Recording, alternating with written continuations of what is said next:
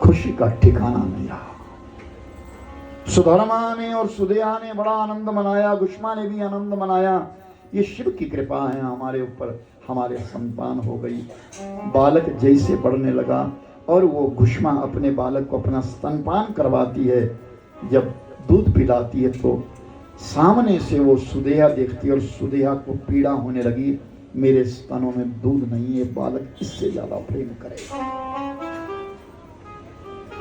और जैसे ही वो बालक बोलने लगा तो गुष्मा को तो मां कहता है और सुदेहा को बड़ी मां कहता है। लेकिन अंदर अंदर पीड़ा हो गई, अंदर अंदर पीड़ा हो गई और बहुत वेदना हुई। बालक बड़ा हो गया और एक दिन उसका विवाह हो गया। जब विवाह हो गया तो और जलन हो गई सुदेहा के लिए, बहुत जलने लगी, उस बालक से जलने लगी, गुष्मा से जलने लगी, पुत्र वधू से जलने लगी।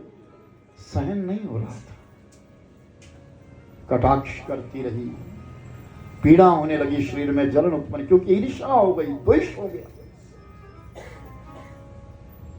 और ईर्ष्या और द्वेष के नाते इंसान पाप मार्ग पर चलता है। जिस प्रकार लोभ के कारण पाप मार्ग पर जाता है, ईर्ष्या और द्वेष के कारण भी पाप मार्ग पर जाता है। कपड़े का आपने तह लगाया है, लेकिन उसमें एक छोटा सा कीड़ा चला जाता है, धीरे धीरे धीरे वो कीड़ा उस कपड़े को कुतरता रहता है। उसी प्रकार इंसान के अंदर की ईर्ष्या और द्वेष इंसान को अंदर से कुतरता रहता है। और उस सुदेहा के मन में एक दिन आया, मैं इस पुत्र को मार दूंगी। रात्रि में सोया हुआ पुत्र, वो सुदेहा आई और सुदेहा ने रात्रि में उस बेटे को काट दिया। उसके शरीर के टुकड़े उठा एक बोरी में भरे और जिस तालाब में गुष्मा भगवान शिवलिंग को प्रवाहित करती थी वहां चली गई और वहां रात्रि में ही प्रवाहित कर दी। सुबह भोर की बेला हुई, पुत्र वधू ने जब देखा बिस्तर के ऊपर गिल्ला गिल्ला सारे रक्त ही रक्त है, रोने लगी, पति नहीं पाया, रोने गुरुदन करने लगी। सुदेहा से कहा, गुष्मा से कहा, सुधर्मा से कहा, सब रोने लगे, लेकिन सुदेहा नहीं रोई। सुदेहा उठ गई, बमरी के पास चली गई, बमरी की मिट्टी को लाई और मिट्टी ला करके उसने शिवलिंग निर्माण किया जो नित्य प्रतिदिन करती थी।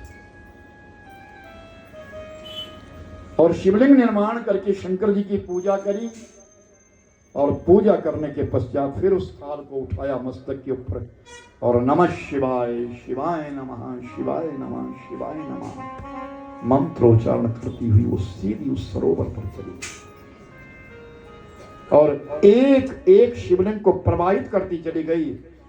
जब 100 शिवलिंग प्रवाहित कर दिए और उस परात को फिर उठा करके जब वापिस आने लगी तो पीछे से आवाज आई, रुको।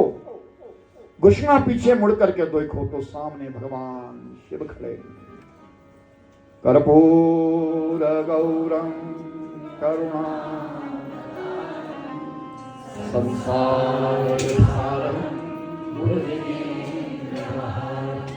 सदा हृदयारविन्दे भवं भवानी सहितं नमामि, भवं भवानी सहितं नमामि। प्रभु आप गुष्मा, तुम्हारे पुत्र को मारने वाला कोई और नहीं, तुम्हारी बहन, मैं उसके लिए दंड दूंगा। इतने में गुष्मा भी सामने, गुष्मा के सामने सुदेहा भी खड़ी हो गई, सुधर्मा भी खड़ा हो गया, पुत्र वधू भी खड़ी हो गई। गुष्मा ने हाथ जोड़ दिए, आप इन्हें मत मारे, इनके लिए सद्बुद्धि दे, इनके लिए अच्छी बुद्धि देना, और तुम्हारा पुत्र जीवित है। उस जल के बीच से उस पुत्र को बाहर निकाला।